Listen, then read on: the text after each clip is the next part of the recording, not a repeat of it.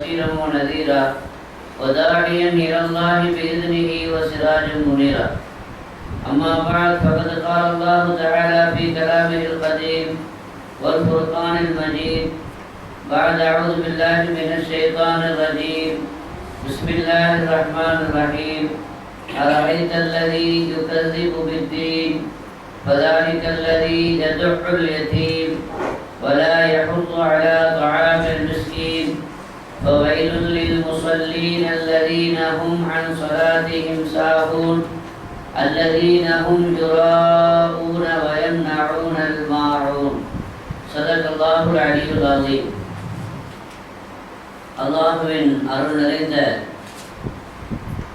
அருமை நாயகம் ரசூலை கரீம் ஸல்லல்லாஹு அலைஹி வஸல்லம் அவர்களின் பாக்கியம் நிறைந்த உம்மத்துக்களே, அல்லாஹ் சுப்ஹானஹு வ தஆலா புனிதமான அருள்மறை திருக்குர்ஆனுடைய விரிவுரை மஜ்லிஸில் கலந்து கொள்ளக்கூடிய நல்ல வாய்ப்பினை வழங்கியதை போன்று கண்மணி நாயகம் ரசூலை கரீம் ஸல்லல்லாஹு அலைஹி வஸல்லம் அவர்களோடு நம்மை சந்தமிக்க செய்வானாக. துன்யா வல் ஆகிரா. அரைதல்லதி என்று தொடங்கும் இந்த சூரத்துல் மாஊன் அதனுடைய ஒரு பகுதியை கடந்த முறை நாம் கேட்கக்கூடிய ஒரு வாக்கியத்தை அல்லாஹ் வழங்கினான். அதில் மிச்சமாக இருக்கிற சில விஷயத்தை இப்பொழுது நாம் அல்லாஹ்வுடைய கிருபை கொண்டு பார்க்கலாம். அல்லாஹ் கேட்கிறான், அரைதல்லதி யுகதிபு பித்தீன், இந்த மார்க்கத்தை மறுமை நாளை பொய்யாக்கியவனை நீங்கள் பார்த்தீர்களா, தெரியுமா அவனை பற்றி? பதாரிக்கல்லதி எதொழுல் யதீம், அவன் யதீம்களை அனாதையை விரட்டுகிறான். வலா யஹுது அலா தஆமில் மிஸ்கீன், மிஸ்கீன் ஏழைக்கு உணவளிக்க தூண்டுவதில்லை. ஃபவைலுல் லில் முஸல்லீன் அல்லதீன ஹும் அன் ஸலாத்திஹிம் சாஹூன், தங்கள் தொழுகையிலே பராமுகமாக இருக்கக்கூடியவர்களுக்கு நாசம் உண்டாகட்டும். அல்லதீன ஹும் யுராஊன், அவர்கள் பிறருக்கு காட்டுவதற்காக வேண்டியே தொழுகின்றார்கள். வயம்னஊனல் மாஊன், கொடுக்க வேண்டியதை கொடுக்கவும் மறுக்கின்றார்கள். இந்த வசனத்தில் அல்லாஹ் ஜல்லஷானஹு தஆலா பல்வேறு செய்திகளை நமக்கு அல்லாஹ் குறிப்பிட்டு காட்டுகிறான். மார்க்கத்தை பொய்யாக்கக்கூடிய காஃபிர்கள், அதை போல மறுமை நாளை பொய்யாக்கக்கூடியவன் காஃபிர். அவனுடைய அடையாளம் தான் யதீமை விரட்டுவதும் மிஸ்கீனுக்கு உணவளிக்க தூண்டாமல் இருப்பதும் என்று அல்லாஹ் இங்கே குறிப்பிட்டு காட்டுகிறான். அப்படி என்றால் இந்த ரெண்டும், யதீம்களை விரட்டுவது, ஆதரிக்காமல் இருப்பது, அவர்களுக்கு மிஸ்கீன்களுக்கு உணவளிக்க தூண்டாமல் இருப்பது, இந்த ரெண்டும் முஸ்லிமுக்கு தகுமான ஒரு வேலை அல்ல என்பதை முதலில் நாம் இன்று விளங்கிக் கொள்ள வேண்டும். இரண்டாவது விஷயம், யதீம்களை ஆதரிக்க வேண்டும் என்று சொல்லும் பொழுது ரெண்டு வகை இருக்கிறது. ஒன்று, யதீம்களுடைய பரிபாலன பொறுப்பு நம்மகிட்ட இருக்குது. அவர்களுடைய சொத்து, அவர்களுக்கு சேர வேண்டிய பொருள், அதை பராமரிக்கக்கூடிய பொறுப்பு நமக்கு கிடைத்திருக்கிறது என்றால், அந்த யதீம்களுக்கு சேர வேண்டியதை அவர்களுக்கு உரிய காலம் வருகிற பொழுது நாம் அதை பாதுகாத்து நாம் அவர்களிடத்திலே கொடுத்து விட வேண்டும். அவர்களிடத்திலே சேர்க்க வேண்டிய வயது வருகிற பொழுது நாம் அவர்களுக்கு சேர்த்து விட வேண்டும். அவர்கள் கேட்கிற பொழுது அவர்களுக்குரிய அந்த பொருளை கொடுக்க மறுத்து விடக்கூடாது. இது முதல் விஷயம். அபூஜஹலை பற்றி ஒரு செய்தி பதிவாகிறது. அவன் ஒரு யதீமுக்கு பொறுப்பாளியாக இருந்தான். அந்த நேரத்தில் யதீம் அதனுடைய நேரத்தை, பருவத்தை அடைந்த பிறகு தனக்கு வரவேண்டிய, தனக்கு கிடைக்க வேண்டிய அந்த சொத்தை கேட்டு அபூஜஹலிடத்தில் வந்த பொழுது அவன் அந்த யதீமை விரட்டி விட்டான். ஒன்றும் கொடுக்கவில்லை என்பது மாத்திரமல்ல, அவனை பொருட்படுத்தவும் இல்லை. அப்பொழுது அந்த யதீம் ரொம்ப நிராசையாகி ரொம்ப வேதனையோடு சென்று கொண்டிருக்கிற பொழுது குறைஷிகளிலே இருக்கக்கூடிய முக்கியமான பிரமுகர்கள், அவர்கள் காஃபிராக இருந்தாலும் கூட அபூஜஹலிடத்திலே போய் சொல்வதற்கு அவர்களுக்கு ஒரு யோசனை, தயக்கம். ஆனாலும் கூட அவங்க ஒரு விஷயம் சொன்னாங்க, தம்பி நீ முகமது போய் சொல்லு, அவர் உனக்கு சிபாரிசு செய்வார், அவர் உனக்கு தேவையான உதவி செய்வார், அவர் உங்களுக்கு கிடைக்க வேண்டியதை கிடைப்பதற்கு ஏற்பாடு செய்வார் என்று சொல்லியிருந்தாங்க. அவங்களுடைய நோக்கம் இன்னொரு 2 நோக்கம் ஒன்று, அங்கே போய் அவர் இந்த மாதிரியான சேவை செய்யக்கூடிய ஆள் இருக்கிறது ஒன்று, 2வது விளையாட்டு பார்க்கலாம். அபூஜஹலுக்கு எதிராட்டு இவர் அனுப்பிவிட்டா அங்கே என்ன நடக்குதுன்னு பார்க்கலாம் அப்படின்னு ஒரு ஆசை, கேலி செய்யணுங்கிற ஒரு ஆசை. ஏற்கனவே அபூஜஹல் அதாவது முகம்மதை மட்டும் நான் பார்த்தேன்னு சொன்னால் அவர் மட்டும் என்னோட வந்தாலும் நான் அப்படி செய்வேன் இப்படி செய்வேன்னு சொல்லி ஏற்கனவே அவர் வாதாடி கொண்டிருந்த ஒரு நேரம் அது. இந்த நேரத்தில் அந்த பையன், எத்தீமான அந்த பையன், அந்த பெருமானார் ஸல்லல்லாஹு அலைஹி வஸல்லம் அவர்களிடத்தில் வந்து தன்னுடைய நிலையை முறையிடுகிறார். அப்பொழுது பெருமானார் ஸல்லல்லாஹு அலைஹி வஸல்லம் யார் வந்து எந்த தேவை தன்னிடத்தில் சொன்னாலும் அதை அவர்கள் நிறைவேற்றி கொடுப்பார்கள். யாருடைய தேவையும் நிராகரிக்க மாட்டார்கள். அபூஜஹல் தனக்கு எதிரி தான் என்று தெரிந்தும் கூட, தன்னை மதிக்க மாட்டான் என்று தெரிந்தும் கூட அபூஜஹலிடத்திலே நியாயம் கேட்பதற்காக வேண்டி சென்றார்கள். ஆனால் அபூஜஹலிடத்திலே சென்ற பொழுது அதுக்கு முன்னர் வரைக்கும் அவர் மட்டும் வந்தாருன்னா நான் பார்த்தேன்னா அப்படி பண்ணுவேன் இப்படி பண்ணு சொன்னவன் வரபா வரபா அகலவசாரம் வருக வருக என்று பெருமானார் ஸல்லல்லாஹு அலைஹி வஸல்லம் வரவேற்றான். வரவேற்றது மட்டுமல்லாமல் அந்த பையனை கூட்டு போனதுனால எதுக்காண்டி வந்திருக்கிறாங்கிறத தெரிஞ்சுக்கிட்டு பேச வேண்டிய அவசியமே வரல, கொடுக்க வேண்டிய பணத்தை எல்லாம் திருப்பி மொத்தமாக எத்திட்டு கொடுத்து அஸ்ஸலாமு அலைக்கும் போயிடுவாங்கன்னு சொல்லி அனுப்பி வச்சிட்டான். குறைஷிகள் நடந்தது நினைச்சது வேற. இவர் போய் கேட்கும் பொழுது வாக்குவாதம் பண்ணுவான், சண்டை வரும். அந்த சண்டையை பார்த்து ரசிக்கலாம். சில பேருக்கு அப்படி ஒரு அபிலாஷை, 2 பேரை சண்டை போட வச்சு சண்டையை மூடி வச்சு வேடிக்கை பார்க்கறது. சில பேருக்கு சேவட்டுக்கு பார்த்து சேவட்டை சண்டை பிடிக்க வச்சு அதை பார்த்து ரசிக்க இப்படி கூட்டம், இப்போ வகையான கூட்டங்கள் இருக்குது. இப்போ முகமது நபி ஸல்லல்லாஹு அலைஹி வஸல்லம் அவர்கள் எத்தீமுக்கு ஆதரவாக அந்த சொத்தை வாங்கி கொடுத்துட்டாங்க. அபூஜஹல் பெருமானார் ஸல்லல்லாஹு அலைஹி வஸல்லம் அவர்களை வரவேற்றான். குறைஷிகள் எல்லாம் உடனே அபூஜஹல் போய் நீ மதம் மாறிட்டியான்னு கேட்டாங்க. நீ எப்போ இஸ்லாத்துக்கு வந்த, எங்கள் கொள்கையை நம்ம கொள்கையை விட்டுட்டியான்னு கேட்டாங்க. இல்லை இல்லை நான் மதம்லாம் மாறல, இப்படியா இந்த அளவுக்கு கூப்பிட போட்டுன்னு கேட்டாங்க. அவர் வந்த உடனே அவருக்கு ஏன் கூட வரவேற்போம். அப்போ அவன் சொன்னான், மா சபவுத்து உல்லாஹி மா சபவுத்து, நான் செய்த மதம் மாறல, வலாக்கின் ராயித்தோன் யமீனிஹி வஅன் யசாரிஹி, நான் வந்து அவருடைய இடது பக்கத்திலேயும் அவருடைய வலது பக்கத்திலேயும் பார்க்கிறேன் ஆயுதங்கள் ஈட்டு ரெடியா நிற்கிறது. நான் ஏதாவது எனக்கு மடக்கா பேசினா என் மேல பாஞ்சின் கொடுத்துருது, அதனால உடனே கொடுத்துட்டேன்னு சொன்னதாக வரலாறு உண்டு. இப்படி பல்வேறு நிகழ்ச்சிகள். அதே மாதிரி அரபு நாட்டில் விருந்து வைப்பாங்க. அப்படி விருந்து வைக்கும் பொழுது பணக்காரங்களுக்கு விருந்து வைக்கிறது, எத்தீம்கள் ஏழைகள் வந்தாங்கன்னா விரட்டி விடுறது, அது நல்ல பழக்கம் அல்ல. எந்த விருந்து எல்லோருக்கும் பொதுவான விருந்தாக இருக்கிறதோ அந்த விருந்து பரக்கத்துக்குரிய விருந்து. ஏழைகளுக்கு இடமில்லாத விருந்து, ஏழைகளுக்கு அனுமதி இல்லாத விருந்து, பணக்காரர்களுக்கு மட்டும் கொடுக்கப்படுகிற விருந்து சாபக்கேடானது. ஹதீஸில் ஆக மோசமான விருந்து அதுதான். எந்த விருந்தில எத்தீம் விரட்டப்படுகிறாரோ, எந்த விருந்தில ஏழை அனுமதிக்கப்படுவதில்லையோ அந்த விருந்து தான் ஆக மோசமானது என்று பெருமானார் ஸல்லல்லாஹு அலைஹி வஸல்லம் சொல்கிறார்கள். எனவே நாம் விருந்து வைக்கும் பொழுது தேவை உள்ளவங்களுக்கு வைக்கணும். பணக்காரர்களுக்கு தேவையில்லை என்றாலும் கூட கண்ணியப்படுத்தி விருந்து வைக்கிறது தப்பில்லை.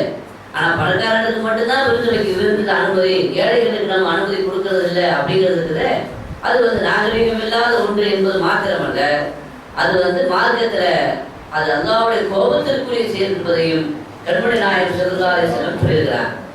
இன்னும் சொல்லியிருக்கிறாங்க, மாமின் மாயிதத்தின் அவம் மின் மாயிதத்தின் அலிஹா எத்தீம், எந்த உணவு மேஜையில எந்த உணவு டேபிள்ல எத்தீம் இருக்கிறாரோ அதை விட ஒரு கண்ணியமான விருந்து மேஜை எதுவும் இல்லைன்னு சொல்றாங்க. எனவே நாம சாப்பிடும் பொழுது நாம சாப்பிடக்கூடிய அந்த விருந்து மேஜையில விருந்து டேபிள்ல நம்மளோட ஒரு எத்தீமை வைத்துக் கொள்வது, அது நம்மளோட ஒரு ஒரு அப்பாவியை ஒரு ஏழையை வைத்துக் கொள்வது, அது அல்லாஹ்வுக்கு ரொம்ப அன்பையும் அருளையும் நமக்கு பெற்றுத்தரக்கூடிய ஒரு காரியம் என்பதை இங்கு நாம் விளங்கிக் கொள்ள வேண்டிய ஒரு முக்கியமான விஷயம். எனவே அல்லாஹ் ஜல்லல்லாஹு தஆலா இந்த சூறாவில் நிறைய செய்திகளை சொல்றான்.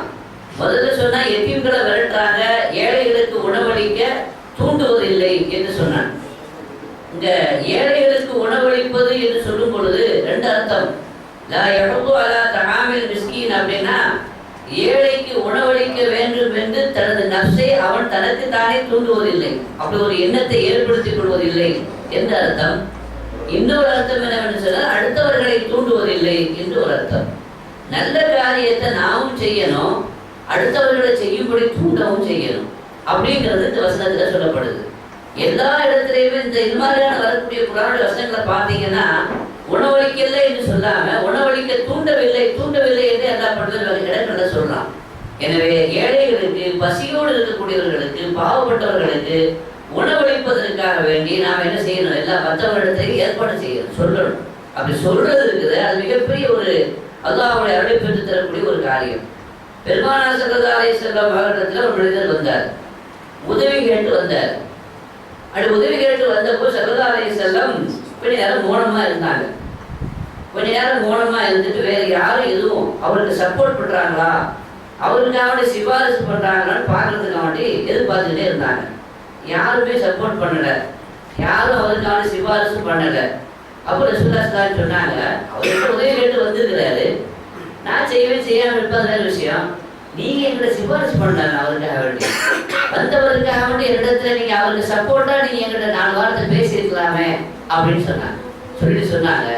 நீங்க ஒரு ஆளுக்கான சிபாரிசு பண்ணீங்கன்னா, நீங்க சிபாரிசு பண்ணி அவர் கொடுத்தாரு அப்படின்னா கொடுத்தவருக்கு சதகாவோட நன்மை இருக்கிற மாதிரி நீங்க சிபாரிசு பண்ணீங்க பாருங்க, உங்களுக்கு ஒரு நன்மை இருக்குதுன்னு சொன்னாங்க. அப்ப நாம சிபாரிசு பண்றது சாதாரண விஷயம் இல்லை. ஒரு அறிமுகம் இல்லாதவர் வர்றாரு, அவர் யாருன்னு தெரியாது மற்றவங்களுக்கு, நமக்கு தெரியும் அவர் யாருன்னு தெரியும், அவருக்கு தேவை இருக்குதுன்னு நமக்கு தெரியும், அவரு பாதிக்கப்பட்டவர் நமக்கு தெரியும், அவருடைய நோக்கம் உண்மைதான்றது நமக்கு தெரியும். பொய்யான ஆட்களுக்கு நம்ம சப்போர்ட் பண்ணி விடக்கூடாது. ஏன்னா குர்ஆன்ல அல்லாஹ் சொல்றான், மையஷ்ஃபா ஷஃபாஅத்தன் ஹஸனத்தன் யகுல்லஹு நஸீபும் மின்ஹா வமையஷ்ஃபா ஷஃபாஅத்தன் ஸய்யிஅத்தன் யகுல்லஹு கிஃப்லும் மின்ஹா. நல்ல சிபாரிசு செய்தா அவருக்கு நன்மையில பங்கு கிடைக்கும், தீய சிபாரிசு செய்தா தீமையிலையும் பங்கு கிடைக்கும். நீங்க ஒரு தவறான ஒரு ஆளுக்கு சிபாரிசு செய்து அவர் வசூலுக்கு வந்திருக்காரு வச்சுக்கோங்க, ஆனா ஆள் ஃப்ராடு அப்படின்னா ஃப்ராடுன்னு நமக்கு தெரியுது. அப்படி தெரிஞ்சு நாம அவருக்கு சிபாரிசு பண்ணி அவர் கொடுத்தாருன்னா ஒரு விஷயத்துல வழங்கணும். தர்மம் பண்றது நல்ல விஷயம் தான், யாருக்கு பண்ணணுமோ அவங்களுக்கு தான் பண்ணணும். சில பண்ணக்கூடாத ஆட்களுக்கு பண்ணணும்னு சொன்னா அதுக்கு தோஷங்களும் இருக்குது. அதே மாதிரி தவறான ஆட்களுக்கு சிபாரிசு பண்ணோம்னா அதனால ஏற்படக்கூடிய நீங்க கொடுக்கக்கூடிய உதவியை வாங்கி கொண்டு அவர் மார்க்கத்துக்கு விரோதமான காரியங்கள் செய்யறாரு, மார்க்கத்துக்கு முரணான காரியங்கள் செய்யறாருன்னா அந்த பாவத்துல நமக்கும் பங்கு இருக்கிறது. அப்ப ரசூலுல்லாஹி ஸல்லல்லாஹு அலைஹி வஸல்லம் சொன்னாங்க, நீங்க அவருக்கு சிபாரிசு செய்தா நான் கொடுப்பேன், என்னோட பொறுத்தது, ஆனா நீங்க சிபாரிசு பண்ணீங்கன்னா அந்த கூலி உங்களுக்கு கிடைத்திருக்குமே என்று பெருமானார் ஸல்லல்லாஹு அலைஹி வஸல்லம் சொன்னாங்க. எனவே நல்ல காரியத்தை நாமும் செய்யணும், அடுத்தவர்களை செய்யும்படி தூண்டவும் செய்யணும். இப்ப இந்த வசனத்துல 2 விஷயத்தை அல்லாஹ் சேர்த்திருக்கிறான். ஒண்ணு அடியானுக்கும் அல்லாஹ்வுக்கும் இடையில இருக்கிற உறவு, இன்னொன்று அடியானுக்கு செய்யக்கூடிய ஒரு கடமை. இந்த 2ஐயும் அல்லாஹ் இங்கே சேர்த்திருக்கிறான். அதாவது வயலுல் முஸல்லீன அல்லதீன ஹும் அன் ஸலாத்திஹிம் சாவூன். முதல்ல சொன்னா அந்த ஆள் எத்தீமை விரட்டாரு, ஏழைக்கு உணவளிக்க தூண்டுவதில்லை என்று அல்லாஹ் சொன்னான். அடுத்து சொல்றான், தொழுகையை விட்டும் பாராமுகமாக கவனக்குறைவாக இருக்கக்கூடிய தொழுகையாளிகளுக்கு நாசம் உண்டாகட்டும், அவர்கள் முகஸ்துதிக்காக வேண்டி தொழுகிறார்கள் என்று அல்லாஹ் சொன்னான். முதல்ல சொன்னது அடியார்களுக்கு நாம் செய்ய வேண்டிய கடமைகள் சம்பந்தப்பட்டது. 2வது இப்ப சொல்றது அல்லாஹ்வுக்கு நாம் செய்ய வேண்டிய கடமை சார்ந்த விஷயம். அவ மார்க்கத்துல 2 விஷயம் இருக்குது, அல்லாஹ்வுக்கு செய்ய வேண்டிய கடமையும் இருக்குது, அடியார்களுக்கு செய்ய வேண்டிய கடமையும் இருக்குது. இந்த 2 கடமையும் நாம் செய்யணும். இதுல முதன்மைப்படுத்தி அல்லாஹ் சொல்றது எதுன்னா அடியார்களுக்கு செய்ய வேண்டிய கடமைகளை முதன்மைப்படுத்தி அல்லாஹ் சொல்கிறான். எனவே அல்லாஹ்வுக்கு செய்ய வேண்டிய கடமைகள் தொழுகை இருக்கிறது, தேவையானதுதான். ஆனா தொழுதால் மட்டும் போதாது, சமூக சேவைகள் என்று ஒன்று இருக்கிறது, சமுதாயத்திற்கு தேவையான சில காரியம் என்று ஒன்று இருக்கிறது. சமுதாயத்தில் எத்தனையோ படிக்க வசதி இல்லாதவர்கள் இருக்கிறார்கள், சமுதாயத்தில் பசி பட்டினியோடு வாழக்கூடிய ஏழை மக்கள் இருக்கிறார்கள் சொன்னா அவங்களுக்கு முடிஞ்ச வரைக்கும் நாம உதவி செய்யணும். நமக்கு அந்த அளவுக்கு வசதி இல்லை, போதுமான அளவுக்கு உதவி செய்ய முடியாதுன்னா மற்றவங்கள்ட்ட நம்ம என்ன செய்யணும்? சிபாரிசு பண்ணணும். இதெல்லாம் பண்ணிட்டு நம்ம என்ன செய்யணும்? சொல்லணும். வெறுமனே சமூக சேவை, சமுதாயத்தினுடைய அக்கறையே இல்லை, சமூகத்தினுடைய அக்கறையே இல்லை, யார் எங்க போனா என்ன, எப்படி போனா என்ன, நான் சொல்றதா போதும் என்று இருந்தால் மார்க்கத்தில் நீங்க ஒரு பகுதியை தான் நிறைவேற்றிருக்கீங்களே தவிர மறுபகுதியை, அதுவும் அல்லாஹ் முதன்மைப்படுத்திய பகுதியை விட்டுட்டீங்க அப்படிங்கிறத முதல்ல விளங்கிக் கொள்ளணும். மார்க்கங்கிறது 2 அடிப்படைகளை கொண்டு அமைக்கப்பட்டிருக்கிறது. ஒன்று என்ன அப்படின்னு சொன்னா அத்தஅலீமுல் அம்ரில்லா, அல்லாஹ்வுடைய கட்டளைக்கு கண்ணியம் செய்வது, அல்லாஹ்வுடைய கட்டளைக்கு மதிப்பளிப்பது. இன்னொன்று ஷஃபகத்துல் ஹல்கில்லா, அல்லாஹ்வுடைய படைப்புக்கு அன்பு காட்டுவது. இந்த 2ம் சேர்ந்ததுதான் மார்க்கம். ஒரு ஹதீஸ் உங்களுக்கு தெரியும், நபிகள் நாயகம் ஸல்லல்லாஹு அலைஹி வஸல்லம் சொன்னாங்க, அல் ஈமானு பிதுஉம் வ ஸபஊன், ஈமான்ங்கிறது 70 சொச்ச கிளைகளை கொண்டது. அந்த 70 சொச்ச கிளைகள்ல அஃதலுஹா, அதுல மிகச் சிறந்த கிளை, உயர்ந்த கிளை, உச்சியில் இருக்கிற கிளை எதுனா கௌலு லா இலாஹ இல்லல்லாஹ், லா இலாஹ இல்லல்லாஹ் என்று சொல்லுவது. அதுனாஹா, அதனுடைய அடியிலே இருக்கக்கூடிய அதனுடைய கடைசி கிளை என்னன்னா இமாதத்துல் அதா அனித் தரீகி, பாதையில கிடக்கக்கூடிய இடர்களை அகற்றுவது. பாதசாரிகளுக்கு இடையூறு அளிக்கக்கூடிய விதத்துல ஒரு பெரிய பாறை இருக்குது, அல்லது முள்ளு கிடக்குது, அல்லது கூர்மையான ஏதாவது பொருள் கிடக்குது, வண்டி போகும் பொழுது அந்த வண்டிக்கு அந்த டயர் ஏறிச்சுன்னா பஞ்சர் ஆயிடலாம். சில பேர் வாழைப்பழ தொழிலை கொண்டு சில பேர் போட வேண்டிய குப்பை தொட்டில போடாம ரோட்ல போட்டுட்டாங்க, யாராவது வழிக்கு விழுந்து விடலாம். இப்படி பாதையில நடக்கக்கூடிய பாதசாரிகளுக்கு இடையூறு அளிக்கக்கூடிய பொருள் பாதையில கடந்தால் அதை என்ன செய்ய வேண்டும்? அப்புறப்படுத்த வேண்டும். இமாதத்துல் அதா அனித் தரீகி. அப்ப 2 விஷயம் சொல்றாங்க, ஒன்று லா இலாஹ இல்லல்லாஹ், இன்னொன்னு சமூகத்தினுடைய சேவை. முதல் விஷயம் அத்தஅலீமுல் அம்ரில்லா, அல்லாஹ்வுடைய அம்ரு கட்டளைக்கு மதிப்பளிப்பது. 2வது விஷயம் அல்லாஹ்வுடைய படைப்புக்கு நாம் செய்யக்கூடிய கருணை. இஸ்லாம் என்று சொன்னாலே கருணை தான். இஸ்லாம் என்று சொன்னாலே சாந்தி சமாதானம் என்று நாம் சொல்கிறோம். நீங்க அல்லாஹ்வுக்கு அழகிய திருநாமங்கள் இருக்கிறது, அல்லாஹ்வுக்கு சிஃபாத்துகள் இருக்கிறது, தன்மைகள் இருக்கிறது. நீங்க அந்த அல்லாஹ்வுடைய திருநாமங்களை நீங்க படிச்சு பார்த்தீங்கன்னா அதுல அதிகமான திருநாமம் வலியுறுத்தக்கூடிய ஒரு விஷயம் என்னன்னா அல்லாஹ் கிருபை உள்ளவன், அல்லாஹ் இரக்கம் உள்ளவன், அல்லாஹ் அன்புள்ளவன் என்று அறிவிக்கக்கூடிய பெயர்களும் திருநாமங்களும் தன்மைகளும் தான் அதிகமாக இருப்பதை நீங்கள் பார்க்க முடியும். ஒரு மூமின் எப்படி இருக்க வேண்டும் என்றால் சிவகத் அல்லாஹ் என்று அல்லாஹ் சொல்கிறான். அல்லாஹ்வுடைய சாயத்தை பூசிக்கொள்ளுங்கள் என்று அல்லாஹ் சொல்கிறான். அல்லாஹ்வுக்கு எங்க சாயம் இருக்குது, அல்லாஹ்வுக்கு எங்க கலர் இருக்குது, எத்தனை பூசுறது? ஆனா அல்லாஹ் சொல்றான் சிவகத் அல்லாஹ், அல்லாஹ்வுடைய சாயத்தை பூசிக்கொள்ளுங்கள். வமன் அஹ்ஸனு மினல்லாஹி சிபகா, அல்லாஹ்வை விட அதிகம் அழகிய சாயம் உடையவன் யார்? அல்லாஹ்வுக்கு நல்ல சாயமும் இருக்குது, அல்லாஹ்வை விட அழகிய சாயம் பூசக்கூடியவனும் யாரும் இல்லை என்று அல்லாஹ் சொல்லிவிட்டு அப்ப அல்லாஹ்வுடைய சாயத்தை பூசிக்கொள்ளுங்கிறான். அல்லாஹ்வுடைய சாயங்கள் என்னன்னா அல்லாஹ்வுடைய குணாதிசயங்கள், அல்லாஹ்வுடைய தன்மைகள்.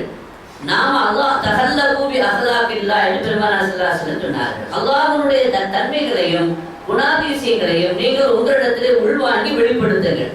அல்லாஹ்வுடைய தன்மை என்ன? கிருபை செய்வது. அல்லாஹ்வுடைய தன்மை என்ன? இரக்கம் காட்டுவது. அல்லாஹ்வுடைய தன்மை என்னன்னா தன்னை ஏற்றுக்கொள்ளாதவர்களுக்கும் உதவி செய்வது. இங்கே உணவளிப்பதை பற்றி செய்தி வந்துச்சு. இப்ராஹிம் நபி அலைஹிஸ்ஸலாம் அவங்களுக்கு பேரே என்னன்னா அபு லைஃபான், விருந்தினருடைய தந்தை அப்படின்னு பேர். நபிமார்களுடைய தந்தை அப்படின்னு ஒரு பேர் இருக்குது. அபு லைஃபான் என்று ஒரு பேர் இருக்குது. இப்ராஹிம் அலைஹிஸ்ஸலாம் அல்லாஹ் கலீலுல்லாஹ் தனது நண்பனாக தேர்ந்தெடுத்துக் கொண்டான். ஏன் நண்பனாக தேர்ந்தெடுத்துக் கொண்டான்னு சொன்னா ரொம்ப சாந்த சுரூபி, ரொம்ப இரக்கமுள்ள சுபாவம், என்றைக்குமே தனியாக சாப்பிட்டதே இல்லை. இப்ராஹிம் அலைஹிஸ்ஸலாம் என்றைக்கு தனியாக சாப்பிட்டதே இல்லை, கூட யாராவது ஒரு ஆளை வைத்து தான் சாப்பிடுவாங்க. அவங்க மாளிகையை பத்தி வந்திருக்குது. இப்ராஹிம் நபி அலைஹிஸ்ஸலாமுடைய மாளிகை எப்படிப்பட்டதுன்னா 4 புறத்து 4 வாசல் இருக்கும், 4 திசையில 4 வாசல் இருக்கும். எந்த வாசல் வழியா வரட்டும் வீட்டுக்கு வரக்கூடியவங்க சாப்பிடுறதுக்காக வேண்டி வீடு திறந்தே இருக்கிறது. எதற்காக வேண்டி? சாப்பிடுறதுக்காக வேண்டி. அது ஒரு நல்ல ஒரு செயல். சாப்பிடுவதற்காக வேண்டியே நம்ம அந்த வீட்டுல, அதாவது நாம நம்ம வீட்டில் உள்ளவங்களுக்கு சாப்பாடு சமைக்கிறோம், நமக்காக வேண்டி மட்டும் சமைக்காம என்றைக்குமே மற்றவங்க வருவாங்க, ஏழைகள் வருவாங்கிறதுக்காக சேர்த்தே சமைக்கணும். இந்த இடத்துல கூட தாமில் மிஸ்கீன் நல்லா சொல்றாங்க, மிஸ்கீனுடைய உணவு அப்படிங்கிறான். மிஸ்கீனுடைய உணவின் மீது தூண்ட மாட்டான் அப்படின்னா நீங்க கொடுக்கக்கூடிய மிஸ்கீனுக்கு சாப்பிடக்கூடிய சாப்பாடு உங்க சாப்பாடு தான் மிஸ்கீனுடைய சாப்பாடு. மிஸ்கீனுடைய சாப்பாடு உங்க வீட்டுல இருக்குது, நீங்க கொடுக்கறது அவருக்குள்ள சாப்பாடு தான் நீங்க அவருக்கு கொடுக்குறீங்களே தவிர உங்க சாப்பாடு நீங்க அவருக்கு கொடுக்கலங்கிற ஒரு இஷாரா இந்த வசனத்துல இருக்கிறது. ஆக இப்ராஹிம் அலைஹிஸ்ஸலாம் வந்து தனியா சாப்பிட்டதே இல்லைங்க, யாரையாவது ஒரு ஆளை கூட வச்சு சாப்பிடுவாங்க. அப்படி ஒரு வேலை வரலைன்னா தன்னுடைய பணி செய்யக்கூடிய பணியாளரை அழைத்து யாரையாவது கூப்பிட்டு வாப்பா என்று சொல்லி யாரையாவது ஒரு ஆளை கூப்பிட்டு வந்து சாப்பிடுவாங்க. அது மாதிரி ஒரு சமயம் ஒரு பெரியவரை கூட்டு வந்தார். பெரியவர் வந்து சாப்பிட உட்கார்ந்தார். அப்படி சாப்பிட உட்கார்ந்து இருக்கும் பொழுது இப்ராஹிம் சொன்னாங்க, செம்மில்லா, அல்லாஹ்வுடைய திருநாமத்தை சொல்லி சாப்பிடுங்க அப்படின்னு சொன்னாங்க. அப்போ அவர் சொன்னாரு, தெரியுமா அல்லாஹ்னா யாருன்னு தெரியாது, புதுசா இருக்குது என்னன்னு அல்லாஹ்னா யாரும் தெரியாது, போட வழியில அப்படின்னு கோவந்துச்சு. அல்லாஹ்வுடைய ஃப்ரெண்ட் அவர், அல்லாஹ்வுடைய கலீல். அல்லாஹ்வுடைய கலீலா இருக்கக்கூடியவருக்கு அல்லாஹ்னா யாரும் தெரியாத மனுஷன் இருக்கிறானா, தன்னை படைத்து பரிபாலனம் செய்யக்கூடிய, நம்ம எல்லாம் ரட்சித்து காப்பாற்றி வரக்கூடிய, இதுவரைக்கும் உணவளித்து வரக்கூடிய அந்த அல்லாஹ்னா யாருன்னு தெரியலன்னு சொல்லிய வெளியில போன சொல்லி விரட்டி விட்டாங்க. வெளியில போன அவர் வழிவிட்டு ஜிப்ரீல் இறங்கினான். ஜிப்ரீல் இறங்கி, இப்ராஹிம் நபி அவர்களே, அல்லாஹ் உங்களை கலீலா ஆகியிருக்கிறான், அவரையே விரட்டி விட்டீங்க, அல்லாஹ்னு யாரும் தெரியலங்கிறார். அப்ப அல்லாஹ் சொல்றான், அவர் வயசு 70 வயசு ஆகுது, இதுவரைக்கும் அல்லாஹ் சாப்பாடு கொடுத்துட்டு தான் இருந்தான். அவருக்கு அல்லாஹ்னா யாருமே தெரியாம இருந்த ஒரு மனிதனுக்கு இதுவரைக்கும் அல்லாஹ் சாப்பாடு கொடுத்துட்டு தான் இருந்தான். ஆனா நீங்க ஒரு பிடி கவனம் கொடுக்காம அவனுக்கு விரட்டி விட்டீங்கன்னு கேட்டோட பதறிட்டாரு. ஆஹா, நம்ம சொல்றேன், வேகமாக அவரே ஓடினார். துண்டு எடுத்து போட்டு வேகமா ஓடி சாப்பிடுவாப்பான்னு கூப்பிட்டாரு. அந்த ஆள் அதோட டிராயிங் பிடிக்கிட்டு நான் மாட்டேன். சில பேரை பார்த்தீங்கன்னா நாம நினைக்கிறோம் அவரும் சாதாரணமான ஆளுன்னு சொல்லி, ஆனா அவங்க ரொம்ப வைராக்கியமான ஆளா இருப்பாங்க. நான் வர முடியாது, என்னையா விரட்டி விட்டேன். அதாவது நாம வந்து எல்லாத்தையும் பிச்சைக்காரதான் நினைக்கக்கூடாது. அந்த காலத்தை பொறுத்த வரைக்கும் இந்த மாதிரி விருந்து கொடுக்கறதுக்கு தவிர்க்க முடியாத ஒன்று. ஹோட்டல் சிஸ்டம்ல ரெஸ்டாரண்ட்லாம் கிடையாது. அதனால அந்த காலத்துல வந்து வெளியூர்லேருந்து ஆள் வந்தானே கண்டிப்பா நம்ம வேலை செய்து ஆகணும், சாப்பாடு கொடுத்து ஆகணும். வர முடியாத வசதியான ஆளாக கூட இருக்கலாம் இல்லையா. ஆனாலும் கூட அந்த அரபிகளை பொறுத்த வரைக்கும் ஒரு விஷயம் நம்ம பார்க்கிறோம், இருக்குதோ இல்லையோ, ஆனா ரொம்ப கண்ணியமா இருந்துக்கிறாங்க. கண்ணியக்குறவா இருக்கிறது விரும்புறதே இல்லை. ஹிஷாம் இப்னு அப்துல் மலிக் மன்னர் கலீஃபாவோடு ஒரு ஆராபி ஒரு கிராமமாக சாப்பிட்டுட்டு இருந்தார். அப்படி சாப்பிட்டுட்டு இருக்கும் பொழுது அவர் வந்து நல்ல சாப்பிட்றாரா அப்படின்னு விருந்தாளி கவனிக்கிறார். அப்படி கவனிக்கும் பொழுது அவர் சாப்பாட்டுல ஒரு ரோமம் கிடந்துச்சு, ஒரு முடி கிடந்துச்சு. நம்ம சகோதரிகளுடைய சில கையிருப்பாது கிடக்கு இல்லையா. அப்போ இதை பார்த்துட்டாரு ஹிஷாம். அப்ப அவர் சொன்னாரு, அசில் அஷ்ஷகரா அண்ட் தப்பி இருக்குமா, அந்த கவலத்துல நீங்க எடுத்து சாப்பிட போற அந்த உணவு கவலத்துல ஒரு ரோமம் கிடக்குது, அதை கொஞ்சம் நீக்கிருங்க அப்படின்னு. உடனே அந்த அளவுக்கு கோபம் வந்துருக்கு.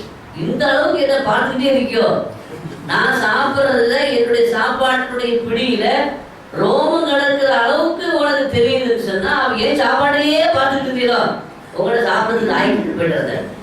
ஒரு ஆராபி தான் யாரு கூட சாப்பிட்றாரு, ஹிஷாம் இப்னு அப்துல் மலிக்ங்கிறது பூரா இஸ்லாமிய சாம்ராஜ்யத்தினுடைய கலீஃபாவா இருந்த ஆளு.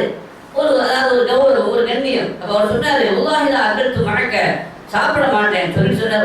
உலல் மௌத்து கைரும் மின் ஜியாரத்தில் பாஹில், உன்ன மாதிரி பகீர்களை சந்திக்கிறதுல மௌத்தாவது வேணும். பகீருக்கு அளவுன்னு சொல்றாரு, யுலாஹிது அத்ராஃபல் அகீரி அந்தா, சாப்பிடக்கூடியவனை விழிமேல், அதாவது அவனையே பார்த்துக்கிட்டு இருக்கிற அளவுக்கு இருக்கக்கூடிய வகையில அவனை சந்திக்கிறத விட மௌத்து வேறு சொல்லி போயிட்டதா சொல்றாங்க. இதுல என்ன விஷயம் சொல்றேன்னா, இப்ராஹிம் அலைஹிஸ்ஸலாம் வந்து விருந்து கொடுப்பாங்க. அந்த விருந்து கொடுக்கும் பொழுது விருந்தாளிகளை கவனிப்பாங்க. இப்போ நாம வந்து யாருக்கு விருந்து கொடுக்குறோமோ அவர் சாப்பிடும் பொழுது அவன் கவனிக்கணும், பார்க்கணும் சாப்பிட்றாங்களா இல்லைன்னு பார்க்கணும். ஏன்னா குர்ஆன்ல வந்து இப்ராஹிம் அலைஹிஸ்ஸலாம் விருந்தாளரை பார்த்தாரு ஒரு வசனம் வருகிறது. மலக்குமார்கள் விருந்தினருடைய சூரத்துல வச்ச பொழுது அந்த மலக்குமார்களுக்காண்டி மாட்டை அறுத்து சாப்பாடு வச்சாரு. வச்சுட்டு தான் போயிருந்தாரு. அவர் சாப்பிட்டாங்களான்னு பார்த்தாரு. பார்த்தா அவங்க சாப்பிடல. ஏன் அவங்க மலக்கு அப்படின்னு குர்ஆன்ல வருது.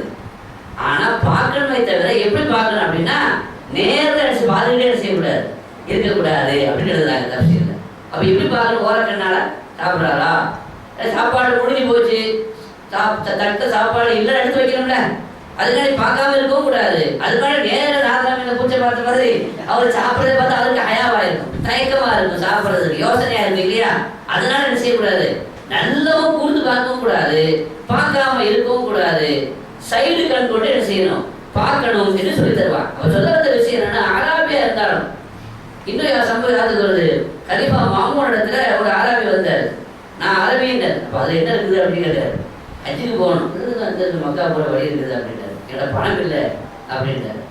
பணம் இல்லாதவருக்கு ஹஜ் வாஜிப் இல்லையேன்னாரு. நான் அவங்களோட மசாலா கேட்க வரல, வசூல் பண்ண வந்திருக்கேன். அடிச்சு பேசக்கூடிய யதார்த்தமான ஆட்கள் அந்த ஆறாவது இருக்காங்க கிராமவாசிகள். அவங்கள்ட்ட ஒளிவு முறை கிடையாது. அரசராக இருந்தா கூட யதார்த்தமா என்ன செய்வாங்க, பேசிடுவாங்க. அப்ப அந்த அடிப்படையில இப்ராஹிம் அலைஹிஸ்ஸலாம் விரட்டி விட்டாங்க. பெரியவர் இருக்கிறார அவர் சொல்றாரு, அவங்களுக்கு ஆரம்பம் எதுக்கு விரட்டினேன், எந்த காரணத்துக்கான விரட்டினேன் அப்படின்னு கேட்டார். உடனே அவர் சொன்னாரு, நான் நீ அல்லாஹ்வுடைய பேரை சொன்னேன், அல்லாஹ்னா யாரும் தெரியாது அப்படின்னு சொன்ன உடனே எனக்கு ரோசம் வந்துருச்சு, கோபம் வந்துருச்சு, அதனால நான் விரட்டினேன். ஆனா விரட்டின பிறகு அல்லாஹ் ஜிப்ரீல் அனுப்பி அந்த முதியவருக்கு இதுவரைக்கும் நான் சாப்பிட கொடுத்துதான் இருக்கிறேன். 80 வயசு கிழவர் அவரு, என்ன தெரியாதவர் தான், என் பேரை இது வரைக்கும் சொல்லாதவர் தான், நான் என்ன செய்யல அப்படி பார்க்கலையே. அப்படி இருக்கும் பொழுது நீங்க எப்படி அவரை விரட்டலாம் என்று ஜிப்ரீல் அலைஹிஸ்ஸலாமை அனுப்பி அல்லாஹ் எனக்கு எச்சரிக்கை செய்துட்டான்னு சொன்ன உடனே அவர் ஆடி போயிட்டார். எந்த அல்லாஹ்வுடைய திருநாமத்தை சொல்லாமல் இருந்தோமோ, சொல்ல மறுத்தோமோ, எந்த அல்லாஹ் இதுவரைக்கும் தெரியாமல் இருந்தோமோ, அவன் நமக்காக வேண்டி எடுத்துக்கொண்டிருக்க ரிஸ்க்.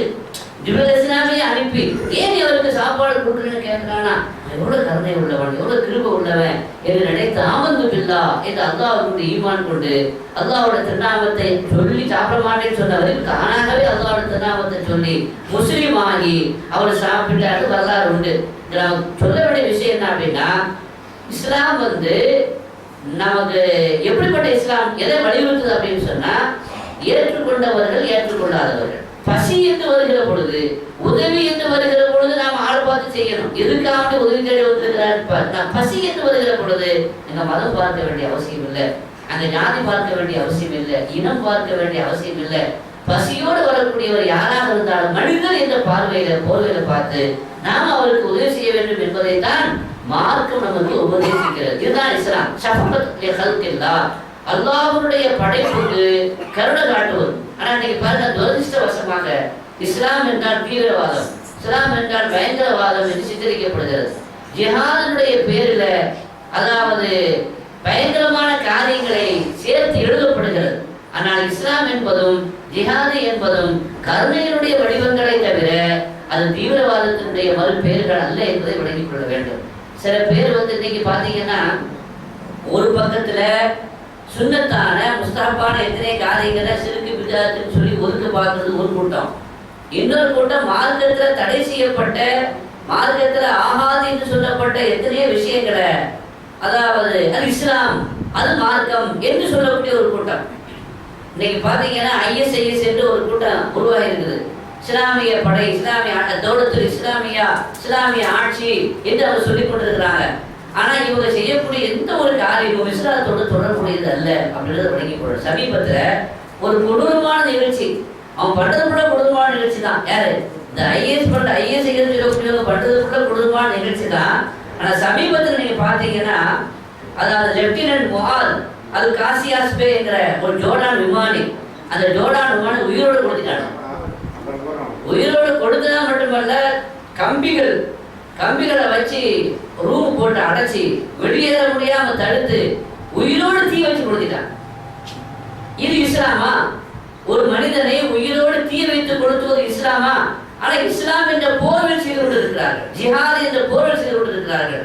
நிச்சயமாக அவங்க முஸ்லிம்களும் அல்ல, இது இஸ்லாமும் அல்ல. ஏன்னா இஸ்லாம் என்பது யாரையும் தீ வைத்து கொடுத்துவதற்கு அனுமதித்ததே கிடையாது. கருணையின் மார்க்கம் இஸ்லாம்.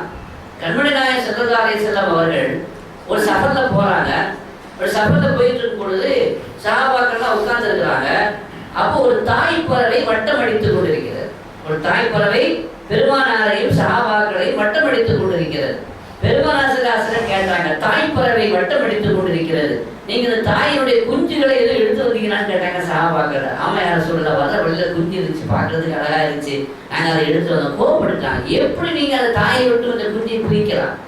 தன்னுடைய குஞ்சுகளை அதனுடைய பிரிவை தாங்காம, இழப்பை தாங்காம தாய் போல நிற்கிறது. கருணையே வடிவான அந்த காத்தமுன் நபி ஸல்லல்லாஹு அலைஹி வஸல்லம் அந்த தாய் பறவையினுடைய அந்த இரக்கத்தையும் கருணையும் புரிந்து கொண்டு அந்த குஞ்சுகளை எல்லாம் ஒப்படைங்க அப்படின்னு சொன்னாங்க. இன்னொரு இடத்துல சபையில போயிட்டு இருக்கும் பொழுது எறும்பு புற்று, அந்த எறும்பு புற்று தீ வைத்து என்ன செய்யப்பட்டிருக்கிறது, அழிக்கப்பட்டிருக்கிறது. அதை பார்த்து கடுமையாக கோபப்பட்டார். கேட்டார்கள், எப்படி இந்த எலும்பு கொத்து அழிக்கப்பட்டது, அது தீ வைத்து அழிக்கப்பட்டது? மகான எம்பகை பஷரின் யுஅذிப அதாபில்லா, எந்த ஒரு மனிதனுக்கும் அல்லாஹ்வுடைய அதாபை கொண்டு அதாப் செய்வதற்கு அனுமதி இல்லை. நெருப்பை கொண்டு அதாப் செய்வது, நெருப்பை கொண்டு அதாப் செய்வது யாருடைய வேலை? அது அல்லாஹ்வுடைய வேலை. நரகத்தில் அல்லாஹ் தான் நெருப்பை கொண்டு எரிப்பான், கரிப்பான். உலகத்தில் எந்த மனிதனுக்கும் நெருப்பை கொண்டு எரிப்பதற்கு, கரிப்பதற்கு என்ன இல்லை, அனுமதி இல்லை என்று சொன்னார்கள் கண்மணி நாயகம் ஸல்லல்லாஹு அலைஹி வஸல்லம். தந்தைக்குரியவர்களே, அதாவது ஒரு சந்தர்ப்பத்தில் ஒரு படை அனுப்புனாங்க. அப்படி படை அனுப்பும் பொழுது அப்துல்லா மஸ்ஊத் ரலியல்லாஹு அன்ஹு சொல்றாங்க, நீங்க இன் வஜத்தும் ஃபுலானன் வ ஃபுலானன் மின் குரைஷின், குரைஷிகளுடைய இன்ன ஆளையும் நீங்க பார்த்தீங்கன்னா ஃபஅஹரிகூஹுமா, ரெண்டு பேரையும் தீ வச்சு கொளுத்திருக்கணும். அவ்வளவு கோவத்துல அவங்க மேல அந்த அளவுக்கு வெறுப்பு இருந்தாங்க. ஏன்னா அந்த ரெண்டு பேரும் அந்த அளவுக்கு கடுமையான முறையில, காட்டமான முறையில நடந்து கொண்டு இருக்கிறார். கொஞ்ச நேரம் கழித்து அந்த படை புறப்படுவதற்கு ஆயத்தமானாங்க. அப்படி புறப்படுற சமயத்தில் அவங்க கூப்பிட்டு சொன்னாங்க, நான் முதல்ல உங்கள்கிட்ட சொல்லியிருந்தேன், குறிப்பிட்ட அந்த ரெண்டு பேரும் நீங்க பார்த்தீங்கன்னா என்ன செய்திருங்க, தீயை வச்சு கொடுத்திருங்கன்னு சொல்லியிருந்தேன். ஆனால் செய்ய வேண்டாம், தீயை வச்சு செய்ய வேண்டாம், கொடுத்த வேண்டாம். அந்த ரெண்டு பேரும் நீங்கள் பார்த்தீங்கன்னா பல தொகைக்கு அவங்களை எரிச்சு விடாதீங்க, பக்கத்துமா அவங்களை என்ன செஞ்சுங்க, கொலை பண்ணிடுங்க. சாதாரணமாக எதிரிய ஒரு போர்க்களத்துல எப்படி கொலை செய்யணும் அப்படி கொலை செய்யணும். கொலை செய்யணும் கூட எப்படி கொலை செய்யணும்? வரும்பர் வெக்காப் என்று குர்ஆன் சொல்கிறது. ஒரு கொலை குற்றத்தை செய்த ஒரு கொலையாளி, ஒரு குற்றவாளி, அவன் கொலை செய்யப்பட வேண்டும், கிரிமினல் அவன். அந்த குற்றவாளியை நாம் தண்டிக்க வேண்டும் என்றாலும் கூட, சட்டப்படி தண்டிக்க வேண்டும் என்றால் கூட சித்திரவதை செய்யக்கூடாது. ஒரு பெரிய பாலங்கலத்துக்கு மண்ணில போட்டு அவனை கொல்லக்கூடாது. அது பெரிய மலையிலிருந்து உருட்டி விட்டு என்ன செய்யக்கூடாது, கொல்லக்கூடாது. தீய வச்சு கொடுத்து அவனை எரிச்சு சாம்பலாக்க கூடாது அப்படின்னு கருத்து தான் இருக்கணும். அதுதான் இஸ்லாம் சொல்லப்படுது. அதுதான் சீக்கிரமாக ரூஹு பிரிந்து போவதற்குண்டான, அதாவது அவருடைய மௌத்து ரொம்ப இலகுவான முறையில் அமைவதற்குண்டான ஒரு வழியாக இருக்கிறது. எனவே எந்த காரணத்தை கொண்டும் யாரையும் தீ வைத்து கொளுத்துவதற்கு அனுமதியே இல்லை. அதுதான் மார்க்கம். பெருமானார் ஸல்லல்லாஹு அலைஹி வஸல்லம் யுத்தத்திற்காக படையை அனுப்பினா சொல்லுவாங்க, பாருங்க, யாரையும் சித்திரவதை செய்யக்கூடாது. எந்த பொறுப்படைத்தவரை சொன்னாரு? இன்னைக்கு என்ன நடக்கிறது? போர் என்ற பெயரில அநியாயம் செய்கிறார்கள். உண்மையை வரவழைக்க வேண்டும் என்பதற்காக வேண்டி கொடுமை செய்கிறார்கள். அந்த கொடுமை தாங்க முடியாம பொய்ய கூட சொல்லிடலாம், யாரை விட்டா சரி என்று சொல்லி. ஆனா பெருமானார் சொன்னாங்க, எதிரிகளாக இருந்தாலும் கூட சித்திரவதை செய்யக்கூடாது. ரெண்டாவது சொன்னாங்க, வலா தக்துலு வலீதா, குழந்தைகளை கொல்லக்கூடாது. இன்னைக்கு அதாவது இஸ்லாமாபாத் அருகே பாகிஸ்தான்ல ராணுவ ஸ்கூல்ல படித்துக் கொண்டிருந்த சின்ன சின்ன குழந்தைகளை அநியாயமான முறையில சுட்டு தள்ளினார்களே, அதெல்லாம் இஸ்லாம் அல்ல. காஃபிர்களுடைய போர்படையில கூட நீங்க குழந்தைகளை, அப்பாவிகளை, சம்பந்தம் இல்லாதவர்களை கொலை செய்ய வேண்டாம் என்று சொன்ன மார்க்கம் இஸ்லாமிய மார்க்கம். கண்மணி நாயகம் அதை தடுத்திருக்கிறார்கள். போர்க்களத்திலேயே காஃபிர்களுடைய குழந்தைகளையே கொல்லக்கூடாதுன்னு சொன்னா, நம்ம கலிமா சொன்ன முஸ்லிம் குழந்தைகளை கொள்ளுவதற்கிறது எந்த வகையில் இஸ்லாம் ஆகிய முஸ்லிமா இருக்க முடியும்? எனவே இந்த காலத்துல ஜிஹாதுங்கிற பேரில, இஸ்லாம்ங்கிற பேரில இவர்கள் இஸ்லாத்திற்கு நன்மை செய்யவில்லை. ஜிஹாதுன்னு சொன்னாலே இலாஹி கலிமத்தில்லா, அல்லாஹ்வுடைய கலிமாவை ஓங்க செய்வதற்காக வேண்டி, அல்லாஹ்வுடைய மார்க்கத்தை கண்ணியப்படுத்துவதற்காக வேண்டி அதுதான் செய்யணும். ஆனா நீங்க அல்லாஹ்வுடைய மார்க்கத்தை கொச்சைப்படுத்துவதற்காக வேண்டி தீய வச்சு கொளுத்தி போட்டு அதை படம் பிடிச்சு காட்டலாம். அப்ப என்ன அர்த்தம்? இஸ்லாமிய ஆட்சியில இப்படிதான் இருக்கும். இஸ்லாமிய ஆட்சியில் நல்லா குடும்பத்தில் இருக்கிறது மக்களுக்கு புரியும். அப்படி இஸ்லாத்துக்கு மக்களை வரவழைப்பதற்குண்டான வேலையா அல்லது வரவிடாமல் தடுக்கக்கூடிய ஒரு காரியமாங்கிறத யோசிக்கணும். அப்படி செய்யற முஸ்லிமா இருப்பானாங்கிறத யோசிக்கணும். இன்ஷா அல்லாஹ் இடைவெளி நேரமாயிருந்தது பார்க்கலாம். இஸ்லாம்ங்கிறது கருணை என்பதை நாம் விளங்கி கொள்ள வேண்டும். எல்லாம் ரப்புல் ஆலமீன் தௌஃபீக் நம்ம அனைவருக்கும் தந்து சொல்லுவாங்க.